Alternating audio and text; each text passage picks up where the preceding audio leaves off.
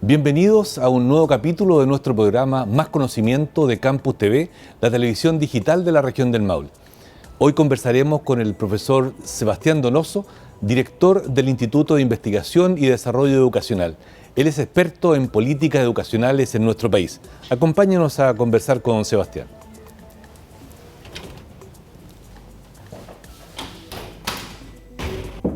Adelante. Hola Sebastián, ¿qué tal? Gracias por recibirme en tu instituto. Un placer, Iván, un agrado. Como ya te comenté, este es un programa en que como universidad queremos mostrar a la comunidad lo que están investigando los distintos académicos en las distintas áreas del saber. Así que hoy conversaremos sobre educación primaria, secundaria, terciaria.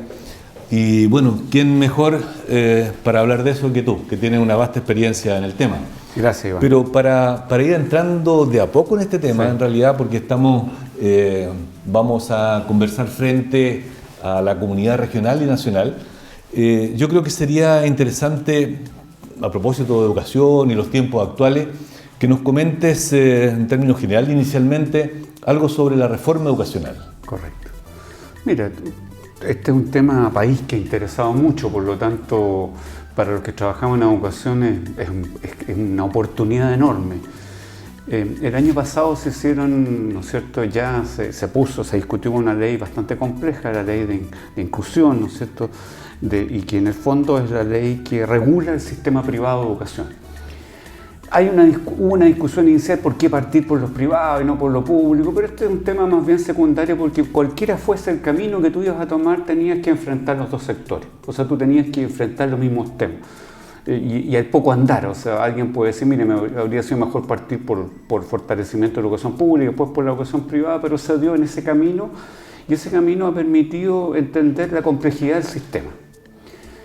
Diríamos el año 2014 fue el año de la reorganización legal del sistema privado y ahora en el 2015 la discusión es el fortalecimiento de la educación pública con cambios sustanciales fundamentalmente en la estructura orgánica y a partir de eso en la estructura de financiamiento del sistema.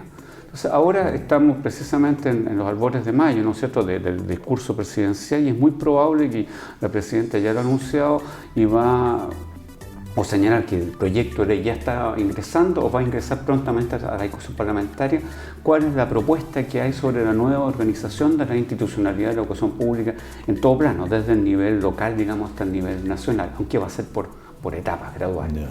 Ese es el tema, digamos, que viene en 2015. Y por supuesto, en materia de educación terciaria, un tema complejísimo y muy atingente, que es el tema de la gratuidad, que es un tema ya de una complejidad mayor por lo que significa el sistema de educación superior, por lo que significa el financiamiento de estudiantes, por lo que significa el financiamiento de las instituciones, que tiene una estructura de operación muy distinta del sistema escolar. Entonces sí. Son temas... Dejemos ese tema un poquito más adelante en la conversación.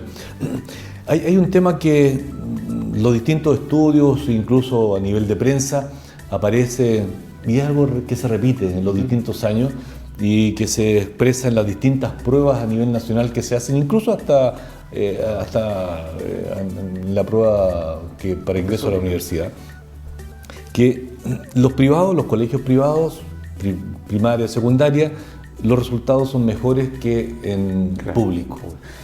¿Qué se puede hacer al respecto a tu juicio para mejorar eso? Eso es absolutamente verdad, pero responde no a la estructura de los colegios, sino que responde a la estructura social de este país. La gran clave que explica los resultados educacionales en Chile no es el colegio al que uno va, sino que el origen social económico, que se llama el capital familiar. Incluso con una vieja frase que se dice, dime dónde naciste y te diré a dónde vas a llegar.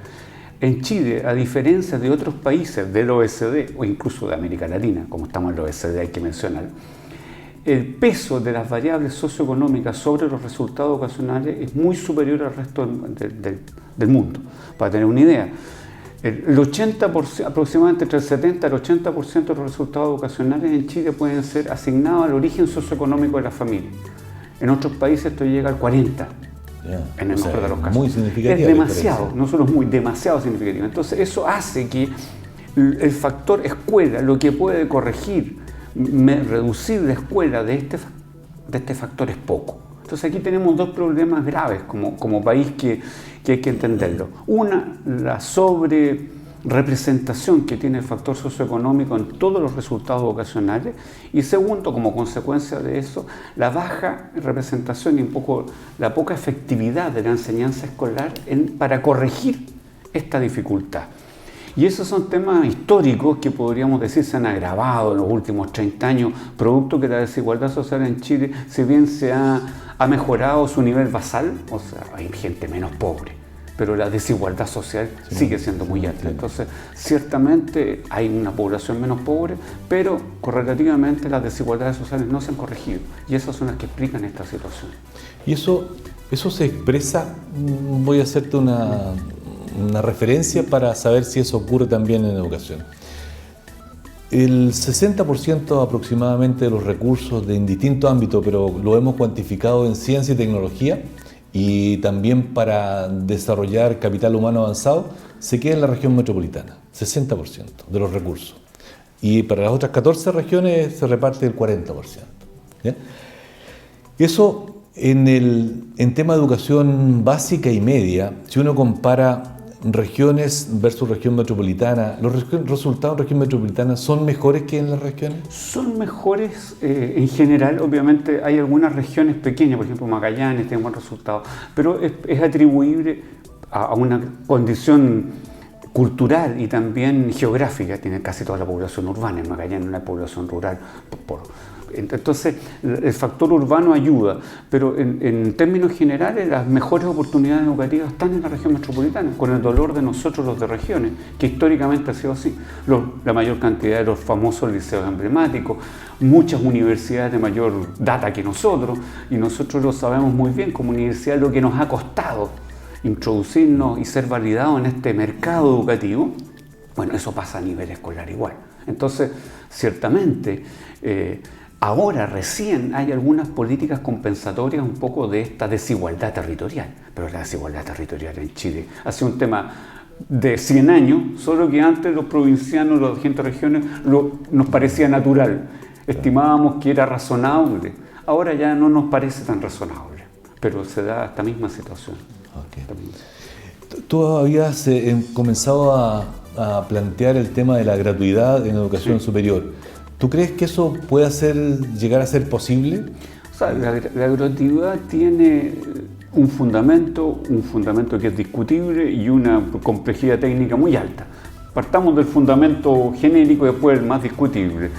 Si vemos a la educación como un derecho social, que es la discusión que está en el fondo puesta desde el año 2011 en adelante con los movimientos estudiantiles, el tema es que el Estado debería proveer las oportunidades educativas gratuitas, se entiende, para la educación para todas las personas. Ciertamente, un país como Chile, este no es un problema que mañana vamos a instalar la gratuidad y para todos. Tiene que haber un escalamiento, una gradualidad, básicamente por dos cosas: la complejidad técnica, porque es extraordinariamente difícil de hacer, y voy a explicarlo brevemente por qué, y la complejidad de los recursos que involucra. O sea, hay que disponer de mucho dinero. Entonces, suponiendo que tuviésemos los recursos financieros para ahorrarnos esa discusión, que ya claro, es muy compleja, porque tú tienes que establecer un sistema de arancel que sea representativo de determinada calidad, y construir ese arancel en Chile ha sido muy difícil, va a ser difícil después de 30 o 40 años de libre mercado en educación.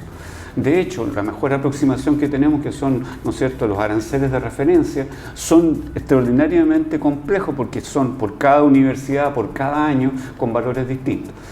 Entonces, y el segundo tema que está enraizado es eso, es que hoy día puede ser que hay universidades que van a cobran más alto, por lo tanto tendrían que ajustarse al eventual arancel que se va a entregar como gratuidad, o en su defecto tendrían que prescindir de los recursos adicionales. Y eso puede implicar que algunas universidades importantes del país, por este sistema, perciban menos ingresos.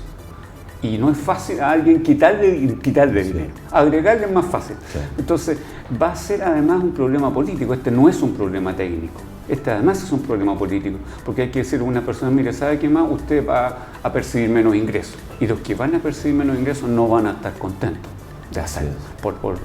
Y la otra discusión que solamente va a mencionar es que es una discusión donde hay mucho más puntos de vista, es si corresponde que a gente que eventualmente puede pagarse de gratuidad. Esa discusión también es importante tener en cuenta, no me gustaría evadirla, pero es de más largo tono, entonces encantado, me gustaría conversarla en otro espacio, pero si hay alguien que quisiera, yo puedo avanzar en ese punto, sin problema. Bien, estamos conversando con el profesor Sebastián Donoso, director del Instituto de Investigación y Estudios Educacionales, quien es experto en educación en nuestro país. Realizaremos una breve pausa y luego regresamos. Espérennos.